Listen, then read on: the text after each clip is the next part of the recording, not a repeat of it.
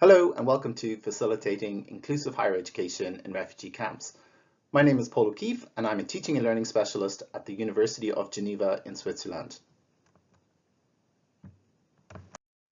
This course aims to equip teachers and learning facilitators who work in refugee camps with the tools they need to ensure that everyone is welcomed into their learning space, that the resources that are available to them are used to the best of their abilities, and that everyone gets the chance to learn in a safe and nurturing environment. As I've mentioned, this course has been designed specifically for teachers and learning facilitators who work in refugee contexts, but I hope it can also be useful for those of you who work with vulnerable communities in different settings around the world. The learning outcomes for the course are to gain an understanding of the concept of inclusive higher education in refugee contexts, to be able to identify the support needs of your students, to have a set of tools at your disposal to help you respond to your different students' pedagogical needs, and to learn skills that will help you to evaluate your own facilitation skills and optimize learning in your classrooms. The course is divided into 3 sections. The first, understanding the concept of inclusive education. The second is practicing inclusive education principles in the classroom. And the final part then will look at evaluating your own inclusive education skills. Section 1, understanding the concept of inclusive education, will start by defining inclusive education and its key principles. We'll then look at diversity of learners and what does this mean in a refugee camp context. So speaking quite a bit about nationalities, different abilities, age, gender, sexual orientation, ethnicity, religious backgrounds, all of the differences that make a society a society. We'll then look at how people learn. And the short answer to this is people learn differently. So some people learn visually, some people learn by hearing, some people learn by doing, some people learn by reading and writing, many people learn by a combination of all of these. And finally, we look at bringing everyone together. So how can you bring your different types of learners together?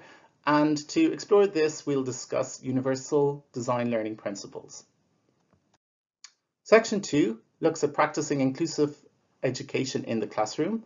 So we'll start by looking at what a safe learning space is. So what is physically, mentally, emotionally supportive? How can a classroom be accessible and comfortable? And what kind of precautions you can take as an educator during the COVID-19 pandemic to keep your students safe. Then we'll look at facilitating a nurturing and collaborative learning environment for all of your students. We'll talk about different classroom management skills, facilitating diverse learners in the collaborative learning space, in person, and we'll also look at some skills that you can develop to manage your classrooms online. And finally, we look at contextualizing and making the learning environment relevant and meaningful for your students. The final section then, maintaining and growing, is really all about reflecting on your own teaching style, embracing and using feedback that you get from your colleagues, from your students, finding useful resources to help you plan inclusive lessons, and then finally planning for the future. So taking everything that you've learned and feeding it forward. Let's get started with section 1. The aim of this section is to understand the concept of inclusive education and how it can improve your pedagogy and optimize learning for all your students. The learning outcomes here are understanding the concept of inclusive education. So who's it for? How's it done? Why do we do it?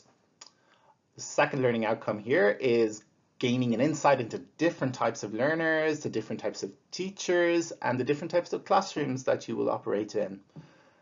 Then we'll reflect on your position in the classroom, so how you're physically, emotionally, culturally situated in your classroom. And then finally, we look at bringing everyone together.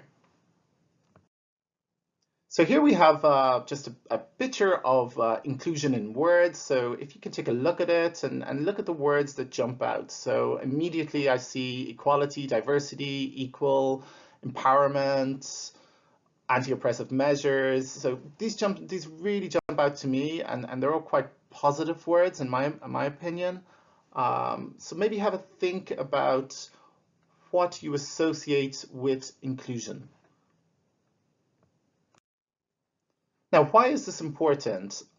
For those of you who work in refugee camps and those of you who are refugees and those of you who work with refugees, either in education or in development or in humanitarian responses, I'm sure you're well aware of the Sustainable Development Goals for 2030. Bound up in these SDGs, as they're known, is the concept of education and inclusion of everyone for the betterment of humanity for the future.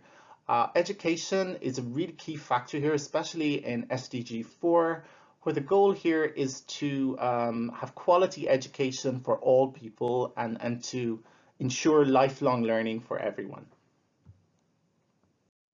Getting started. What is inclusion? Who do we include? Why do we include people? How do we include them? Do I really need to improve my own inclusion skills? These are all questions that I'm sure you've asked yourselves already. My goal here is not to tell you what to do in your classrooms, but to inspire you to think about other ways of doing things and to improve your own practices and be more inclusive. I am aware that many of you have a lot more skills at classroom management than I have, that you're more familiar with refugee contexts. Many of you have lived in refugee contexts for many years. Many of you are refugees. So in my defense, I put my hands up and say, I am not a refugee and I do not have direct experience of living in refugee camp. However, I have worked in refugee camps for the last 10 years or more. I have learned a lot from my refugee colleagues and my refugee students, and I'd like to share what I've learned with you here today. What is inclusive education? In short, inclusive education allows everyone in a classroom to be present, everyone to participate, and enables everyone to achieve.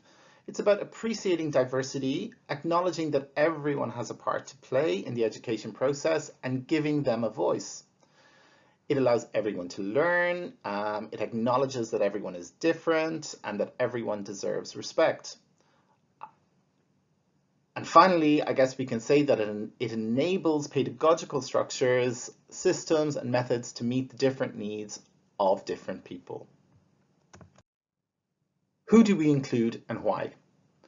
Refugee camps are extremely diverse places with people coming from many different national backgrounds, with different abilities, speaking multiple languages, coming from different religious traditions, having different gender identities and different histories. So like the rest of the world, diversity is a reality in refugee camps as much as it is outside of them.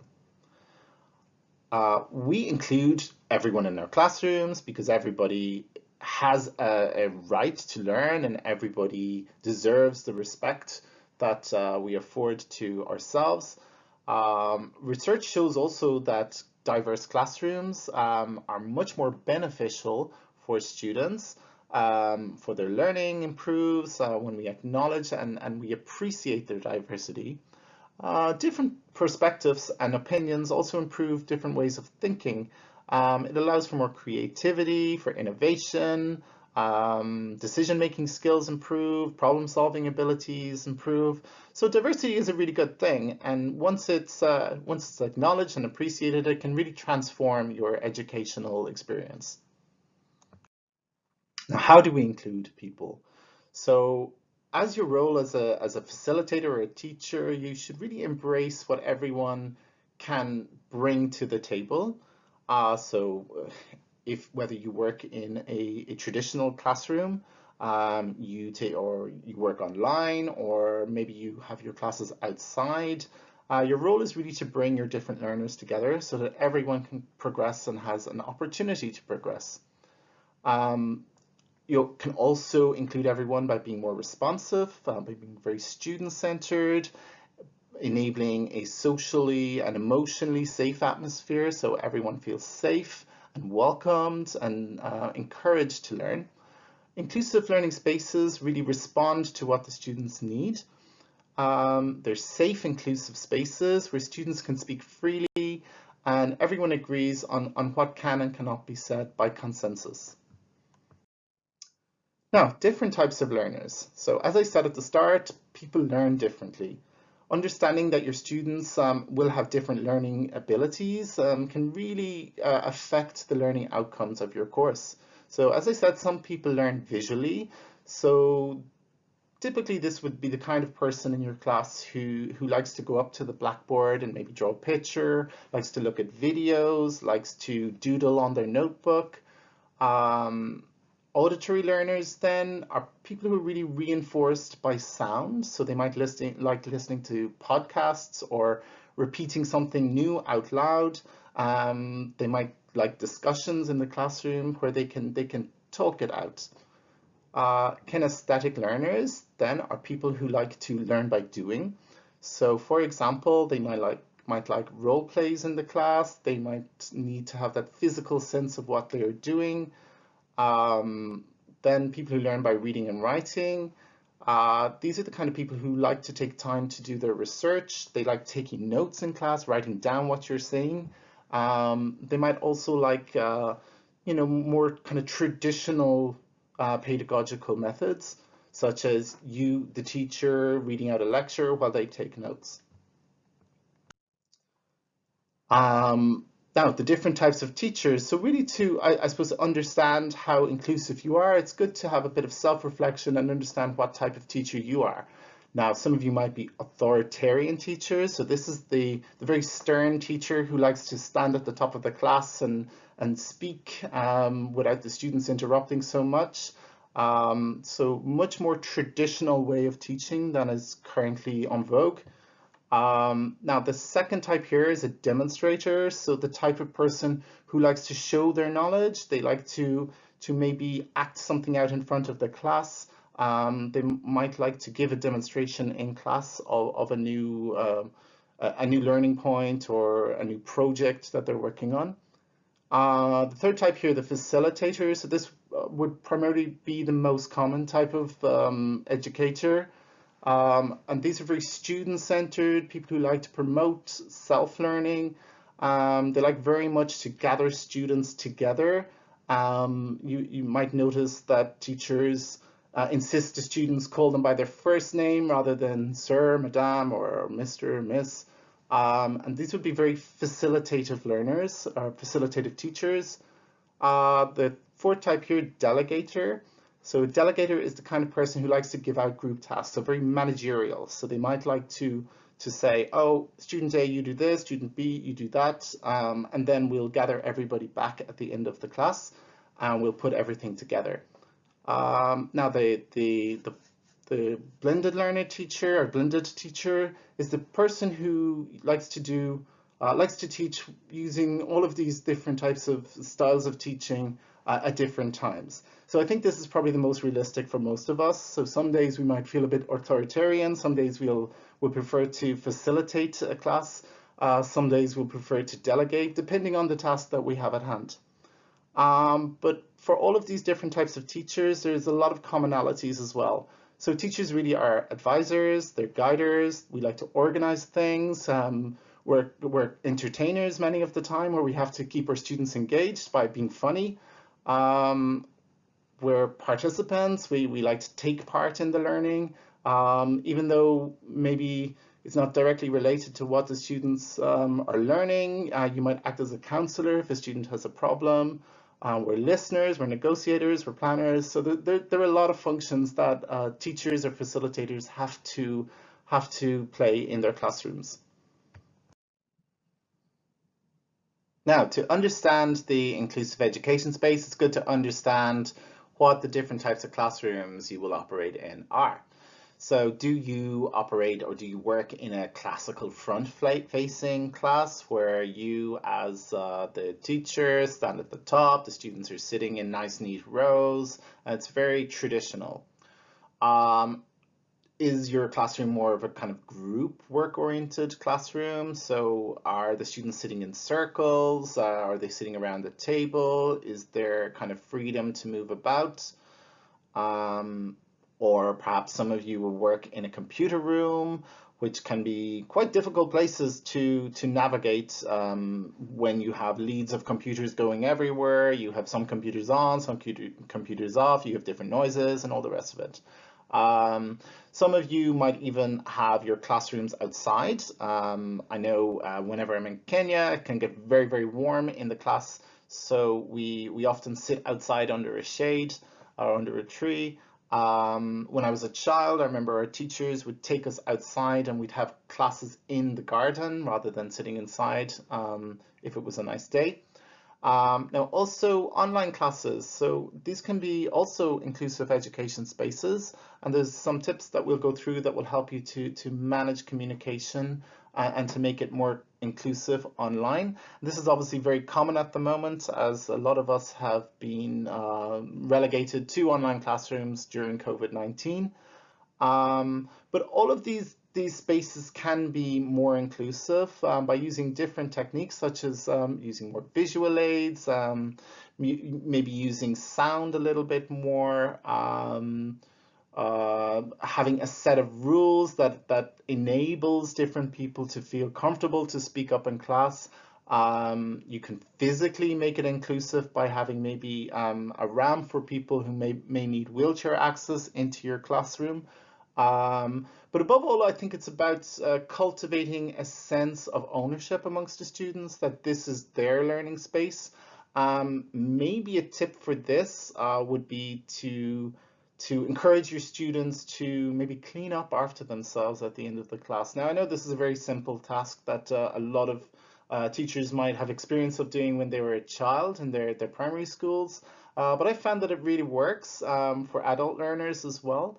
I've been in spaces in refugee camps where people come in with their plastic bottles and then they just leave. They leave the rubbish around the classroom. But if you ask people to clean it up, then I think they take a little bit more pride in the learning space. They feel like that it's their space a little bit more, and it helps people to cooperate as well.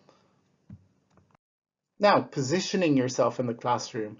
So when you think about where you stand in the classroom, are you stationary? Do you tend to stand at one point in the classroom? Now, I know this is quite difficult in the current environment with social distancing requirements in classrooms. So it's can be quite difficult to move around or standing at different points in the classroom. When you also think about position, do you allow your students to physically walk around the classroom, or do you expect them to sit steady in one place all of the time? Now, in an online classroom, do you have experience of maybe asking a question, an open question, and nobody answers? And would you respond with then maybe having a more directed question, maybe calling somebody out and saying, student A, can you answer this? Now, I know this can make people feel very, very comfortable, but if you have a kind of a set of rules that are generated by the class and you, so rules and guidelines for communication in an online class, this can be one way of making people feel safer asking questions or being asked questions. Now, when we think also about position, we should also think about our cultural position. The status that we occupy within a society is often transferred into the classroom itself. So people may feel that they don't want to ask you direct questions because of deference to your social status. Now, this is something that can be a barrier to inclusion in the classroom. So again, I think having a list of rules and behavioral guidelines for the classroom from the start of a course can be very useful, because you lay out a plan for the course so everyone knows what they can and can't do and what's acceptable, what's not acceptable. And also it's agreed on by everyone. So there is that ownership for your students, and they feel like they can willingly contribute then to the class. Now, also, I think it's important here to look at your own biases and assumptions about people from different ethnicities, different backgrounds, different sexual orientations, different religions, and so on. So maybe to sit back and analyze your biases, your prejudices as well, can often help us to improve our inclusive education practices, because we we might unconsciously treat people differently. We might intend to do it, but yes, we often do it without thinking. So it's good to be self-reflective and think about how we operate with people from different communities. Here as well, I think what's quite important is your own personality. Now, I'm pretty sure as a teacher, you're probably all very open and accepting people just on a personal level, and you create a very welcoming space for your students, and people feel very comfortable approaching you. But sometimes how we behave or how our personality, how we think about a personality isn't the same how other people think about a personality. So sometimes it's important to maybe think about your communication style as well, and how you can be maybe more open and you can make your students feel more relaxed engaging with you. Now here's a good line that I think is useful for all teachers. So if you prepare and are aware, you won't be taken off guard. So if you really sit down and you plan out your lessons and you're aware of how you teach and how you communicate with others, then the chances of things going wrong in the classroom will be reduced. At least I hope they will be reduced. Now, so to facilitate really is to navigate. So navigating around a class, navigating around a different culture, a different social setting. Many physical, social, emotional factors influence how our classes operate, and many physical, social, emotional factors influence how inclusive they are. The physical space, the group dynamics, so how people operate with each other in the classroom. For example, you might have noticed after a few weeks of a new class, certain students are always sitting together. You might have noticed them palling around outside of class. So it's quite interesting to see the different social groups developing within a class, and then collectively the kind of culture of the class itself can also affect the inclusive education space. Now, so it's really good, I think, to sit down and to think about all of these different factors which can affect your inclusive education space and also affect your approach to teaching in that space. Now, bringing everyone together. So everyone learns differently, but there are commonalities. There are processes that guide the accumulation of knowledge. So the inclusive education is something that we can create. There are simple steps that we can take, and we look at these in the next section. So some common practices and processes that will help you to be more inclusive. But we'll talk a little bit now about the universal design learning principles, which although people learn differently, there are some commonalities that this will hopefully bring your attention to. The Universal Design for Learning framework can help you to understand the commonalities in how people learn, despite being maybe a visual learner, an auditory learner, or a reading and writing learner. There are these commonalities. So first of all, if we think about when we present some information, so this is how you bring people into the conversation, into the learning space. They access it with the goal at the end of learning something specific. So for example, you allow access by engaging them, by recruiting their interest, and this then ends up with them kind of perceiving some new concept, and hopefully expressing that as an action. So once you have access together, access into the class, then you want to build on that. So you want them to kind of put in more effort, and this is done through maybe writing it down, visualizing it as a symbol, or maybe communicating it. They express it by repeating the learning back to you or what they want to learn. And then internalizing that learning point is very important and across all different types of learners. So this can be done, it's very individual, so it's all about their understanding, maybe having a clear plan about how they want to practice or repeat or revise a new concept. in their own minds. And then your goal really here is to have learned something. So I think it's very important that we recognize that you know, the learning in a refugee context is meaningful and relevant, so it's purposeful, and this helps people to be motivated. And then it's a resource that they can have for the future to help them improve their own lives, the lives of their communities. So it can also be very strategic. It can be a very specific goal, like learning something like how to become a doctor or how to become an engineer with the exact skills that will be useful for their community. So these universal design learning principles are in short just a framework so we can understand generally how people learn, despite being a visual learner, an auditory learner, or a kinesthetic learner. These are very common ways of learning, or common pathways to learning a point for everyone. Now, so the summary here. So concepts like inclusion and diversity can seem abstract. We hear a lot of it in policies. We hear a lot of it, online in the media. But when we really think about it, it can be something very concrete in our own lives. If you think about your current classrooms, you mightn't have thought of them as very diverse spaces, but when you really think about it, they are very, very diverse spaces. No two people are the same.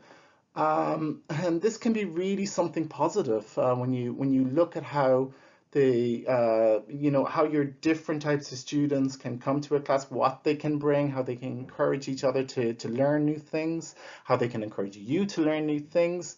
So if we really take some time to reflect on our own understanding of inclusion and diversity, I think there's a lot we already know. And it's about consolidating that and acknowledging that everybody is different, everybody has something to bring to the table, everybody can help each other learn, and everybody needs to be respected in a classroom. So in the next session then, or the next section, we're going to look a little bit more at how you can improve your own teaching styles and be more inclusive with some examples of processes and practices.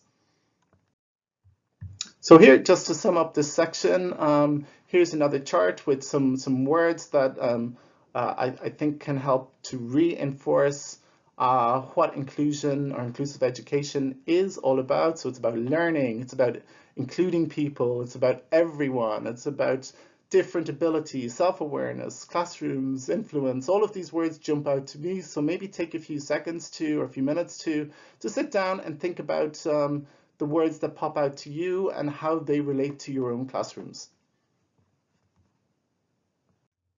Section 2, Practicing Inclusive Education. This section aims to equip you with new skills to help you become an inclusive educator and to ensure that everyone in your classroom gets the most from the inclusive learning experience. The learning outcomes are understanding what a safe learning space is for all, learning how to manage the inclusive education classroom, understanding how to get the most out of diverse learners, and learning to contextualize and make learning materials more meaningful and relevant for your students. So what's a safe learning space? Let's recap. A safe learning space is a classroom, workshop, working group, educational environment in which everyone feels secure that their voice can be heard, that they are respected for what they bring to the learning experience, and that they can be active learners within the structure of an agreed code of conduct. How can this be achieved? Well, there are various different strategies you can employ to achieve this. Primarily, I think a good way to start is by agreeing on a set of rules that is acceptable to everyone, students and teacher, planning out your classes well in advance, designing the curriculum to be more inclusive, perhaps using different examples to illustrate learning points that may be more meaningful to your different types of learners in the classroom, using a lot of different mediums to express a concept, for example, using pictures, podcasts, texts to read, demonstrations, and so on. Also facilitating diverse learners in the classroom, so giving everybody the opportunity to contribute is very important. It's also very important for you to understand the dynamics at play in your class. So the different cultures that people bring into the class, or different ways of doing things, but also the culture of the classroom itself, and the different dynamics that are in play with different groups within the class. Also, it's really important to understand yourself and how you teach and how you position yourself in the classroom.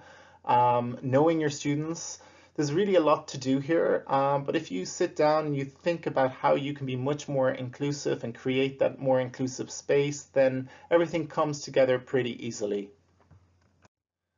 Now, understanding the learning environment. So what type of classroom do you have? How is it set up physically? How do you relate to your students? How do you engage with them? What resources are available to you? A lot of you will be working in low resource contexts. What rules are in place? Does everybody agree on the rules? What maybe works for you, what doesn't work for you? All of these different factors are very, very relevant in understanding your learning environment.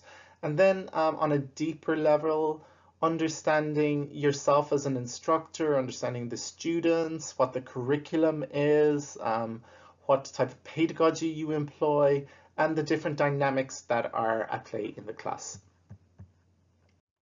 Now, there are 5 dimensions of diversity in the classroom according to the Mercasani and Adams model. So first of all, students, teaching methods, instructors, curriculum, classroom, and climate group dynamics. These all interact with each other. Learning is shared between students and the teacher, between instructors and the teaching methods. It goes back and forth, it fluctuates. And information, it's a continuous flow and a continuous energy in your classroom. So some useful tips then to create the safe learning space. So I think creating and displaying a mutually agreed code of conduct is a really good way to start. This can be done at the start of a semester by sitting down with your students, taking the time to let them contribute to maybe rules of behavior within the classroom. It gives them that sense of ownership, that sense of involvement in the learning process. And then, you know, this can be negotiated over time throughout the year as well. Maybe something will come up that you haven't thought about previously, but you can adapt your code of conduct or rules of behavior guidelines as the course develops. Now, minding your language is very, very important for especially speakers of English as a second language, or if you're teaching in a different language than your native language. It's also very important to be aware that people from different cultures speak different levels of informality or formality. Using inclusive vocabulary can really help. So, for example, you can use like non-gendered words a lot of the time.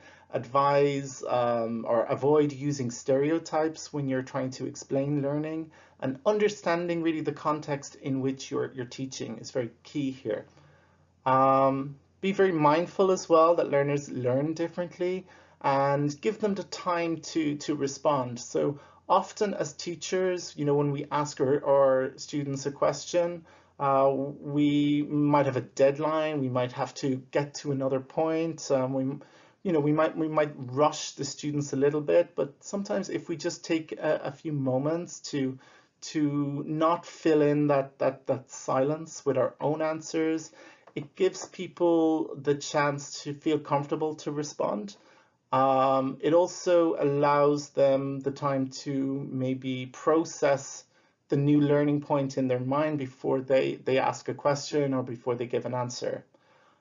Structure activities, very key here as well. So rather than throwing out a whole load of learning points, have incremental learning, very key to your pedagogical process. So maybe start with concepts and then build on that, giving them demonstrations of how to connect different learning points together.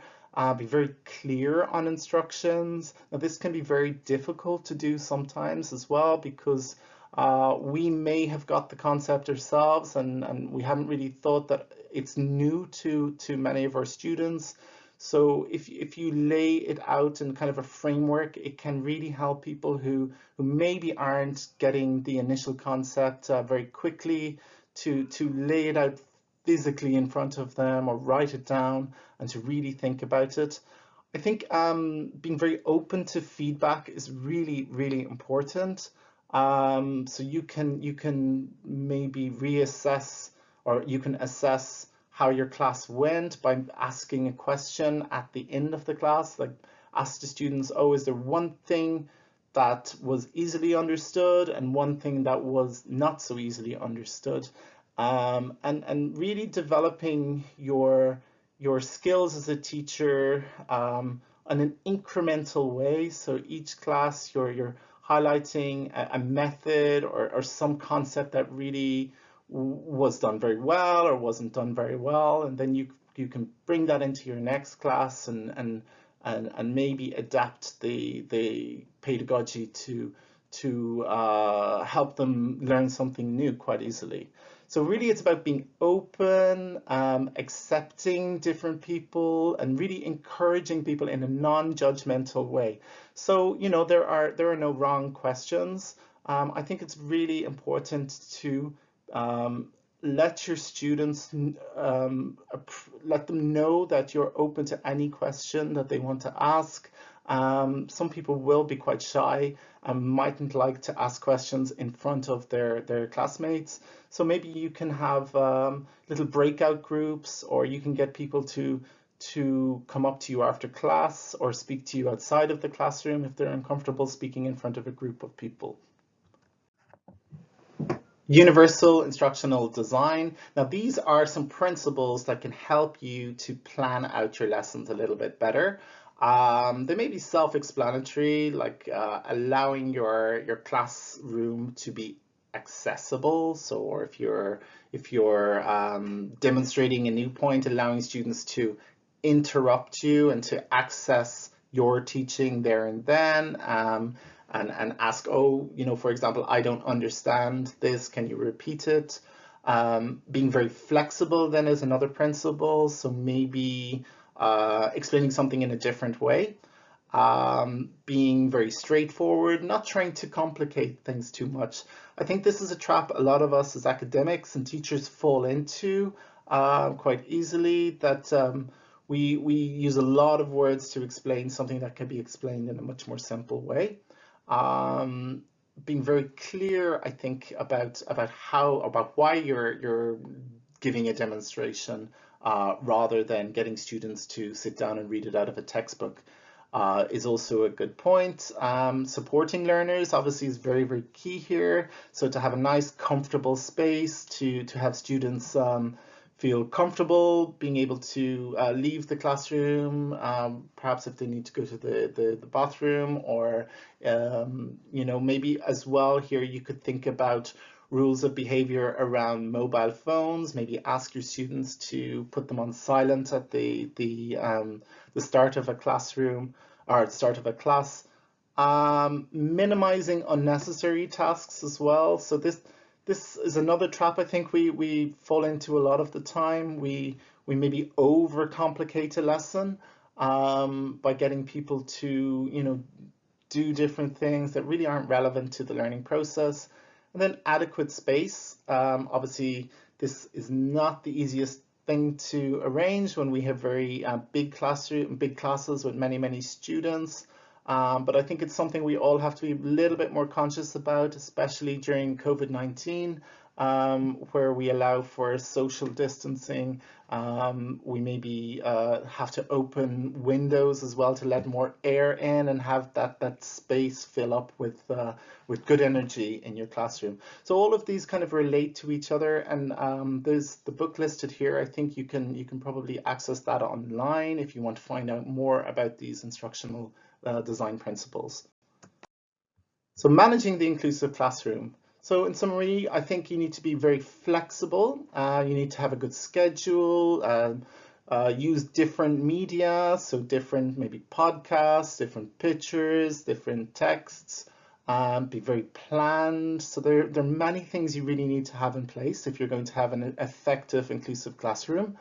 Be very clear at the start of your lesson about the learning outcomes. So if students come into the class and they don't really know what they're going to learn, then it's very hard to maintain that concentration throughout the, say, an hour-long classroom.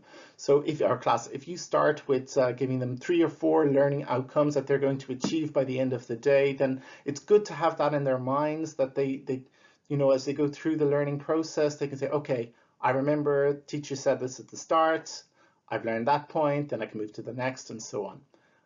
Sharing examples then of successful projects is great. I think it's really good for building confidence and for people to be able to connect a learning point or learning concept with something tangible. And it's excellent for students who maybe need a role model to visualize what's the point of learning this in class, and to know what is expected of them as well. Feedback, again, really critical, and something I think we all don't do enough of, or we don't all seek enough of.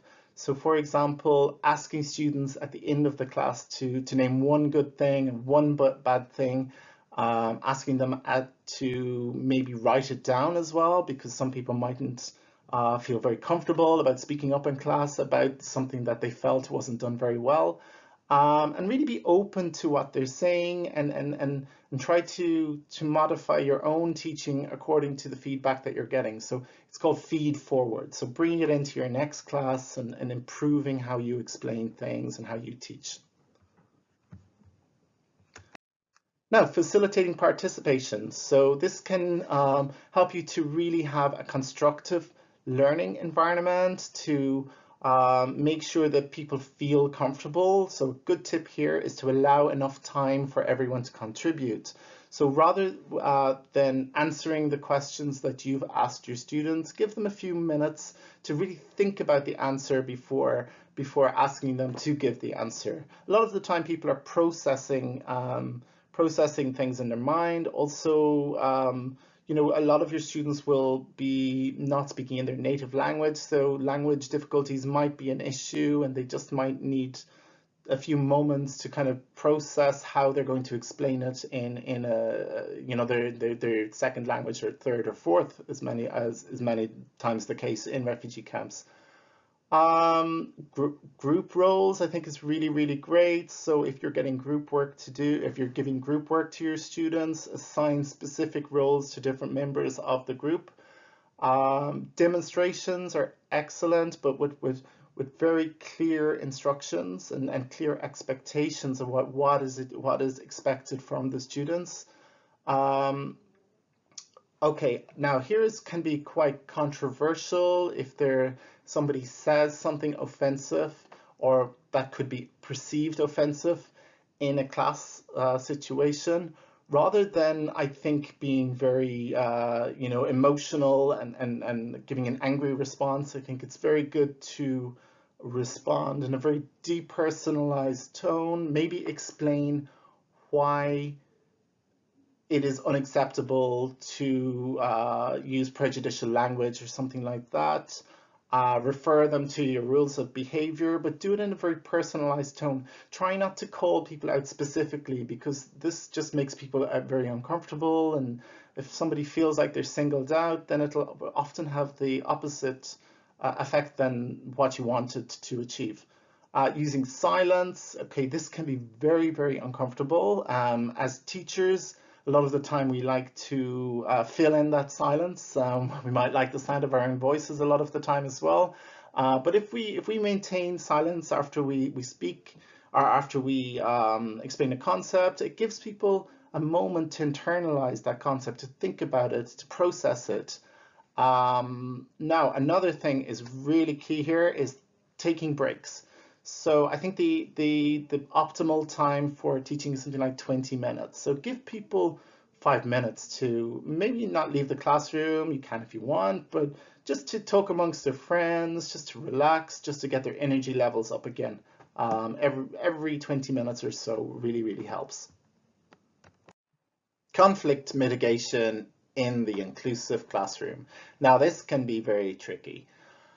Well, I think there are various things you can do to mitigate fights or arguments in a classroom, to reduce the emotionality of people, to put people at ease, to just manage the situation a little bit better.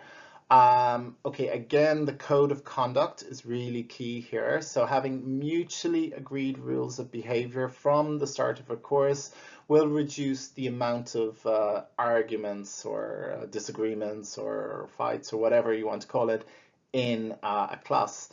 A good way to also deal with any problems that can come up is to have a complaints mechanism, so that your students feel that they can have some form of redress if something is done to them in class, or somebody says something very inappropriate to them, that there is a process and that they will be heard.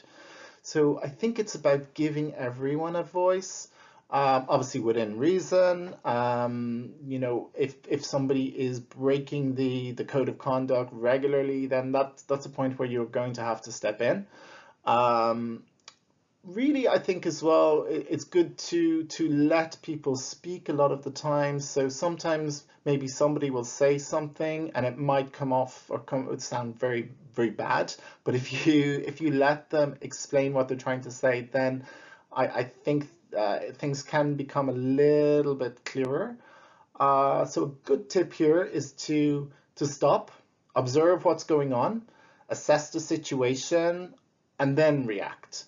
So really to, I think, take a moment to step back, to really reflect about what is going on in the classroom. If, say, two students are having a heated discussion about something, you can ask them to maybe explain their points in a less emotive way.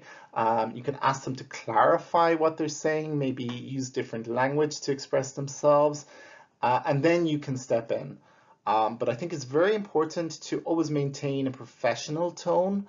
Try not to be too emotional, because then you're going to just maybe inflame the situation a little bit more. Obviously, we're here to embrace different perspectives and different ways of thinking.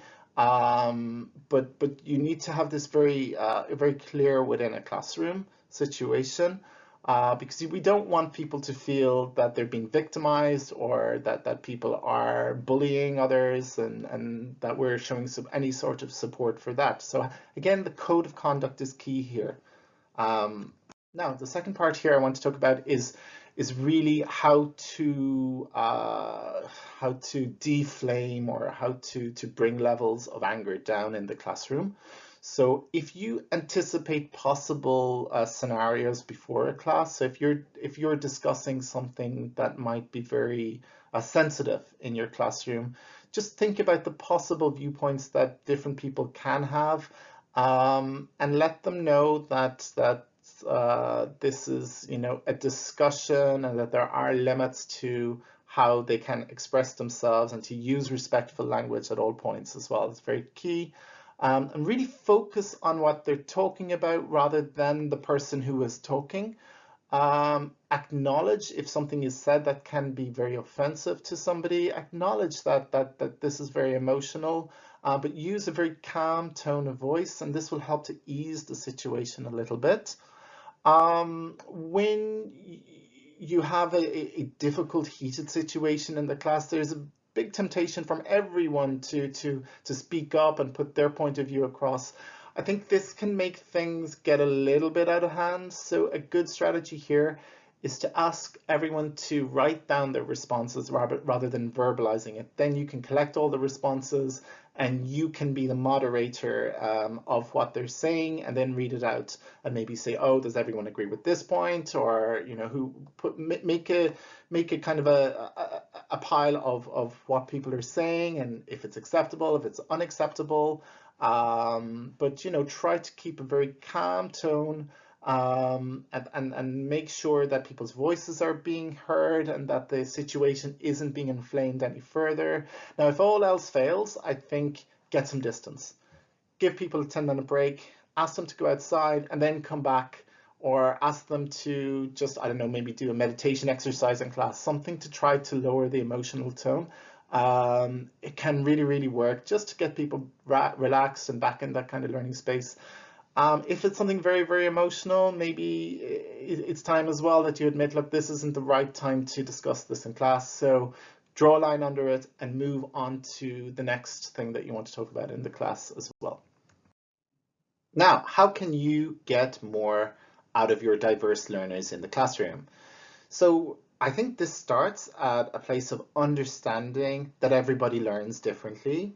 Then you can use different methods to deliver a learning point to reach those different types of learners. So for example, you can use videos, pictures, readings, podcasts, discussions, demonstrations, and so on. All can really help to reinforce a new learning point and to repeat repeat that reinforcing, so that you're guaranteed that then the different types of learners are connecting with that new concept. I think also encouraging different contributions from the different people in your class, and maybe getting the people or the students to come up with different examples themselves to illustrate a new concept also really helps. Working together really is a learning point in our learning outcome in itself. So getting people to work together, people from different backgrounds, getting them to work together is a great opportunity for us to develop our own social skills as well. And you'll see that you know, perspectives tend to change. So again, going back to the previous section on conflict mitigation, you can see that once students from, say, different backgrounds, different nationalities and so on work together, then their relationships evolve over time. They become friends with people from different cultures that they maybe wouldn't have met before your class. And this really helps people to develop in a complex social environment such as a refugee camp. So it really brings people together, and people can learn in new and many ways then.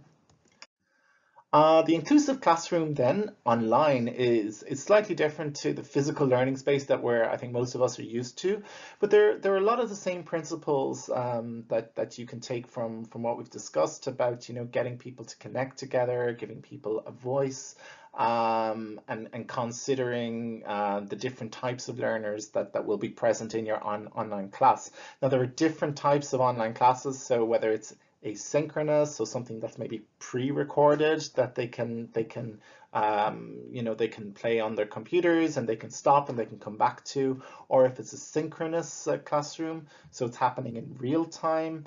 If it's a blended learning class, so if there's videos that they have to watch, or an online component paired then with a face-to-face component, or if it is purely online, there's going to be different levels of inclusion that you're able to bring to the different types of online classes, and you're going to need a lot of different resources. I think it's a very good place to start is to be aware of netiquette. So this is all about social behavior online. So you know, what can and can't be said, what may come off as a rude or offensive wouldn't be the same as what would happen in a face-to-face situation. But you know, different learners have different needs. I think students with different abilities, they also might need special technology. So you have to really understand the people in your online class as much as you would understand the people you know, in your face-to-face class as well. Now, again, you can help to ensure an inclusive online classroom by having a special code of conduct that's drawn up maybe on the first day of a new course, getting people to agree to mutually agreed rules of behavior.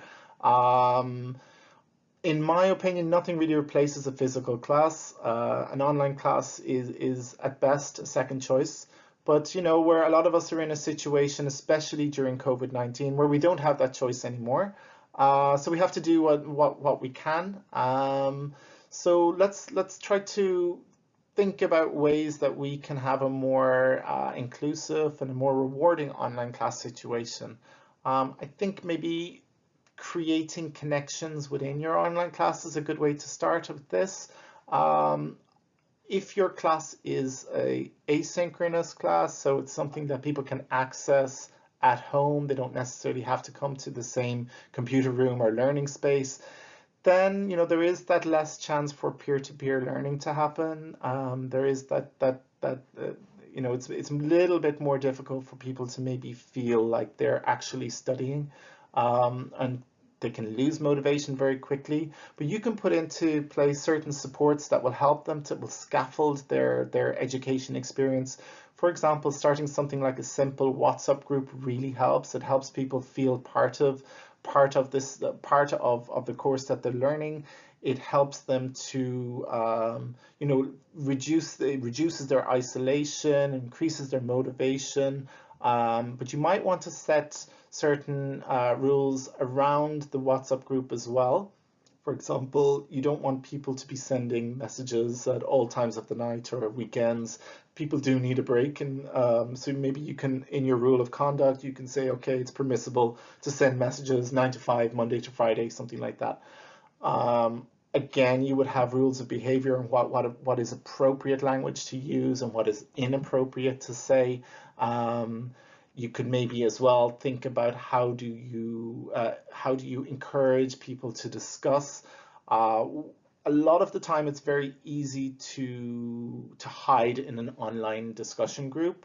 So a tip that I would use a lot of the time is, as a teacher, maybe at the start of the week, I would put a question to the entire group and tell them, oh, okay, so by Wednesday, I want you all to have given one response to the question on the WhatsApp group. So really kind of like having a very structured approach to that discussion really helps at the start, and for students who are new to online learning, I think as well.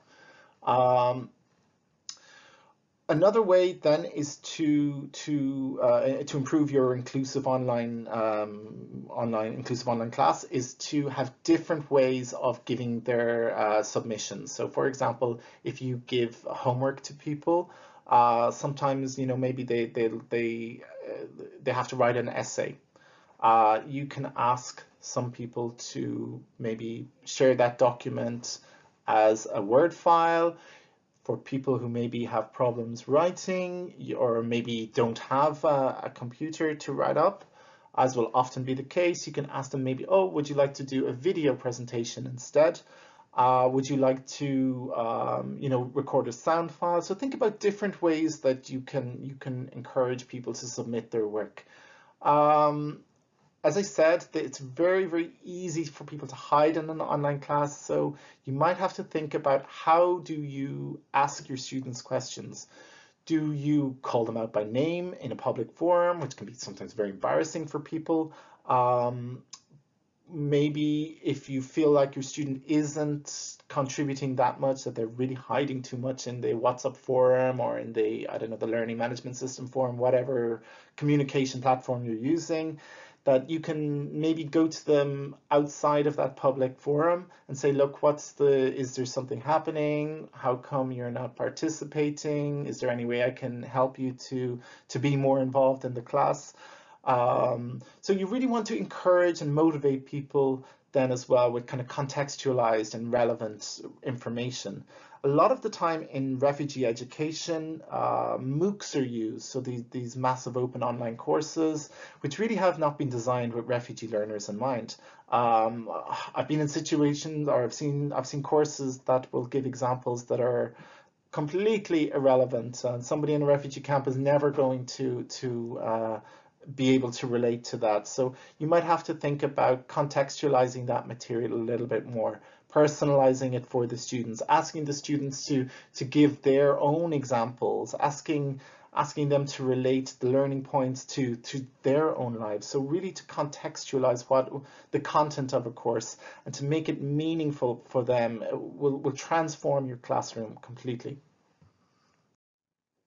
Now, context meaning in the inclusive classroom. So why does context matter? So context really matters because it helps us to relate to a new idea, it helps us to internalize it, and it also helps us to share what we've learned amongst our classmates or our friends, and that in itself reinforces the learning. So it really gives meaning if we can relate to something, it gives it value, and overall it promotes learning. So really, context and meaning are everything in learning, and in the inclusive classroom, everyone is going to have a different way of contextualizing and is going to derive different meaning for something. So it's really great here to ask people to share their different views on context and meaning within a classroom. Now, summary of this section. So classroom dynamics and how we manage them shape the learning environment. So as we said, I think in the first section, we talked a lot about how the different types of people in a classroom learn, the different cultures that are at play, and the whole dynamics, and how we have to kind of navigate around this a lot of the time and utilize this in the classroom. It can really shape the future learning of our students. And your role really is to make the best possible, most productive environment for your students to be part of something, to shape their own learning as well. Once we have certain rules and places and people know what they're doing, what is expected of them and what they can and they can't do, then things will run a lot more smoothly. And people will really, I think, respond positively to that. But I think key above everything is for us to all take a step back and to reflect on what we're doing, and think about how we can move forward as educators and make things work a little bit better for our students. Now, again, we have some picture here of the kind of keywords that have come up throughout this section. So code of conduct here jumps out at me, the learning environment, diverse learners, learning spaces, different access. All of these words are really key. So maybe take a few minutes to sit down and think about what words jump out at you and how they relate to your classroom. Section 3, maintaining and growing. This section, the final section, looks at becoming a reflective educator who embraces feedback and builds on their inclusive teaching skills.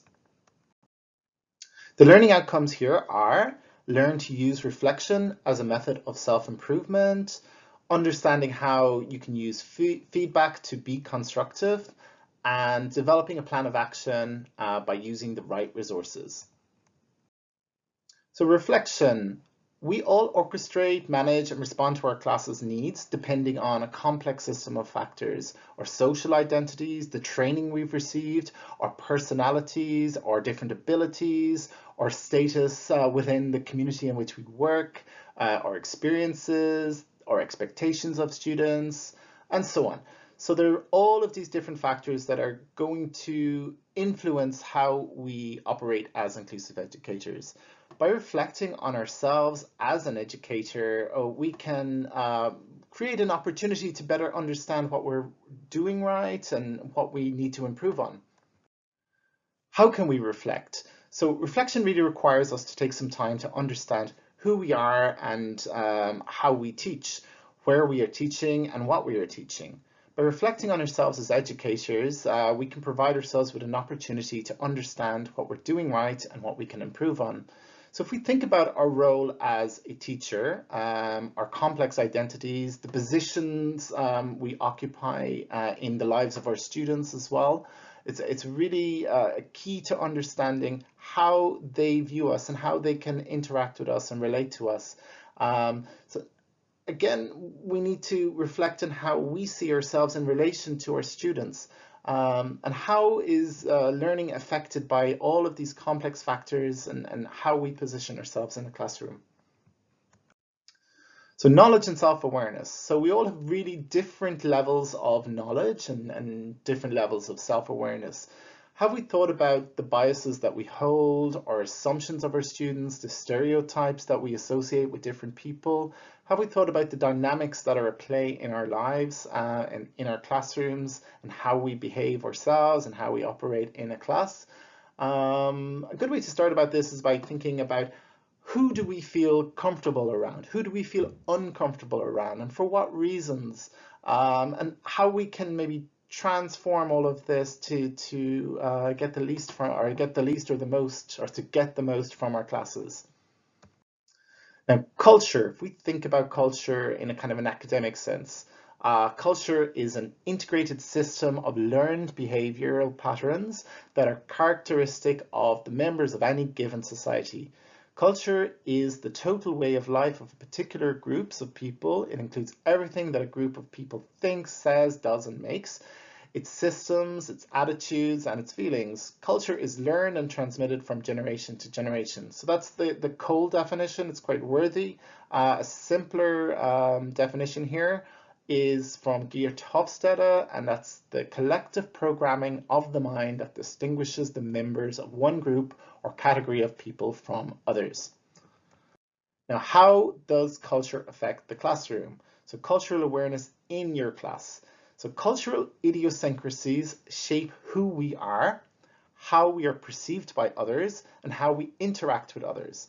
So for example, people from one culture might have different timekeeping capacities than people from another culture. Levels of informality will be different within cultures. Power dynamics, how we relate to people, how we relate to our teacher, to our bosses, and so on, will be very different. Our attitudes and our expressions of all of these will be very different depending on the culture that we come from. Many of us may feel very comfortable in multicultural classrooms. As teachers in refugee camps, you're more than likely to have come across people from many, many different cultures and ethnic backgrounds and nationalities and so on. But have we thought about the other identities that our students hold? And how we label people and put them into social groups and cultures. For example, LGBTIQ students, do we have a specific notion of what an LGBTIQ student is, or somebody coming from that social group? Do we view people with certain abilities a certain way? Do we categorize different gendered students, older students, and so on? So what kind of parameters do we put around social groups ourselves? Have we thought about how our classroom practices and our education culture also shapes how we interact with other people? And do we reinforce privilege in our classrooms? Do we reinforce marginalization of specific social groups as well? So there are a lot of things at play here, and a lot of things that affect who we are and how we behave. Reflection is a really good way to take a moment and to start understanding ourselves as teachers and our positions within society, and maybe having a light bulb moment that we think, oh, maybe I need to change how I behave to make everybody feel a little bit more welcome and more present in the classes that I teach. So some tips to help you reflect. So planning your classes and giving clear instructions is really key here. If you prepare, you won't be taken unaware. So if you can, go into a class with a proper plan about how the class is going to go. Now, it probably won't go to plan every time, but it's good to have that structure in place in your mind. If you are in a situation where there's maybe an argument in class and things get really heated, take a moment. Maybe tell people they can have 5 minutes to think about some other question. Try to move the conversation along. I think this stop, or this SOAR, stop, observe, assess, and react, is excellent. It really gives people a moment to kind of collect their thoughts, and you can then maybe reassess how you are going to proceed in the class. So reflect, question, clarify, and add. Take some time at the end of each class then to think about how things went in the class, what worked, what didn't work, how you can improve for the next class. Keeping a journal is really excellent as well. It can help you to maybe plan future classes because you're going to see it in front of you, what worked, what didn't work. And then talk to other teachers, ask them about their experiences. You know, maybe they faced a difficult situation in their class, and ask them, oh, how did you facilitate that class, and how did you get over that problem in the class? You can really learn a lot from yourselves. And again, I think talk to your students. If there is something that maybe needs a little bit more explaining, or something that you understand very well, something that's very culturally different from what you're used to, ask your students. People love to talk about their cultures and their backgrounds, so give them an opportunity to explain why they do things in a certain way. Now, feedback. So feedback, what is it? It's information given to the teacher about learners' performance relative to learning goals or outcomes. Okay, so quite a wordy statement there. So basically, it's just asking people what worked, what didn't work, using that information, and then feeding it forward. Now, this can be verbal, this can be non-verbal as well. So, for example, if you ask a question and there is radio silence, nobody answers, maybe it wasn't understood. So it's about being tuned into students' responses, whether that is you know, a verbal response like a question, or whether that is a non-verbal like silence. That could indicate that something isn't really understood. Obviously as well, you've got written feedback, so this can be very useful in a class where maybe people don't feel very comfortable speaking in front of a crowd. You can ask them to write down any questions they have or any suggestions, maybe highlight one thing at the end of the class that worked for them, one thing that didn't work, and you can keep a record of that then to help you improve your own teaching skills for the next class. Self-evaluate after class. So again, ask yourself what you think worked, what didn't work, what you can improve on. Also very, very helpful is to have external observations. So maybe you can ask a colleague to come in and sit at the back of the class, and maybe if you're open to a little bit of criticism from them as well, you can discuss from their perspective what worked, what didn't work, and what you can improve on. Now, the feedback process. So a lot of the time we don't give enough energy or time to seeking feedback. I think it can seem as almost an extra thing to the workload we already have, but we really should try to include it because it's so useful for ensuring learning outcomes are being met. But at the same time, some of it isn't very constructive. So, you know, if you invite people to criticize you, maybe they will a lot, and maybe they will not give you constructive feedback. Maybe they'll give you too much feedback. So it's about knowing, I think, what is useful, what isn't useful, and try not to take it too personally if they maybe write a whole book on what you did wrong, which could be very hard to take. Asking specific questions then when you're seeking feedback can be very useful. For example, did the explanation of the concept explain, was it enough to understand the concept? Give them an opportunity to ask 3 or 4 different questions, and follow up with why questions if you feel like their explanation wasn't thorough enough. So really get them to speak about how things can be improved. Listening without interruption, again, very important. There may be moments of silence that are uncomfortable, and this a lot of the time can be down to people just internalizing or trying to process what they're thinking and finding the right words to express that.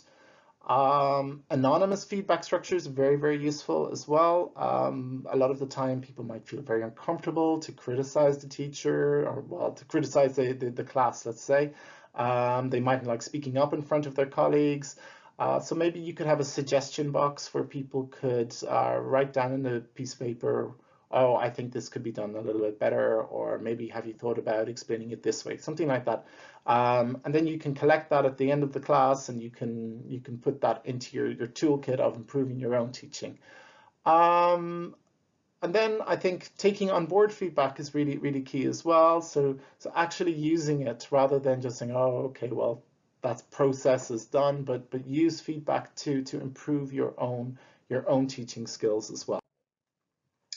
And we call this feed forward. So it's, it's taking what you've learned, discussing it with colleagues, seeing how you can use what people are saying to kind of modify your own lesson plans, and realizing as well that feedback goes both ways. So it's not just from students to teachers, but it's also from you to your students. So you could maybe, explain to the students that, oh, okay, you guys said I can do this a different way, but I'd also like you to try it my way, or to try it this way or that way or whatever. So it goes both ways, back and forth.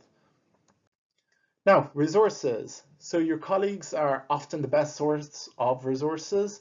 Unfortunately, I think teachers don't share amongst themselves enough about how they operate their classes, but it's a very good idea to maybe get a little group of your friends, your colleagues, to sit down together and discuss new ways of teaching. There are so many resources out there online that you can access. There are many different organizations working with refugees and working with refugee education in particular, who have excellent sources of information. I'm thinking the INEE, for example, they have an excellent resource for teachers and people working with refugees. There are many support networks within higher education and emergencies and within education and emergencies. The CLCC is another one. So there's really a lot of information online. Sometimes there's even too much information. So it's about really knowing what information is useful for you, what information is maybe repeating things you already know. So it's about sifting through it a lot of the time. I've listed here some of the good resources. So you've got the INEE here on inclusive education. UNESCO has a really great resource. Columbia Center for Teaching. The Universal Design Learning Framework, which I spoke about earlier. So there's a lot of information there. InZone as well is pretty good. And feel free to reach out to me anytime if you want more information. Now, at the risk of blowing my own trumpet here a little bit, I've put a list of my own research into refugee education. All of these are publicly available on open academic sources, but if you need anything sent to you, just get in touch and I'll be happy to share it with you. Now, a summary on reflection. So it's really the best way, I think, to start being more inclusive. There are many little things we can take, and there are many things we can learn from each other. We need to transform the feedback that we're getting from our colleagues, from our students, from our networks, and put it into feeding forward and maybe improving our own inclusive education methods. Don't be afraid to try things out. Don't be afraid to make mistakes. We all do it all the time. And this is how we learn. Help each other. I think this is probably the best bit of information anyone can have, is to work with their colleagues, to share ideas, and to be open to learning new things. Okay, finally, here again we have the words that jump out from this section. I've got feedback, I've got integrated systems, anonymous feedback, learned behavior. All of these words jump out to me, and I can easily relate them to how I have developed as an inclusive educator. I'd like you to take a few seconds to think about the words that jump out at you and how you can relate them to your own practices. So that's the end of the lecture. I hope it's been useful for you. I would love to hear back from you, and any feedback you have from me would be I'd be really grateful for, because it will help me to become a better inclusive educator. Thank you very much, and don't hesitate to get in contact if you need any information from me. Bye-bye.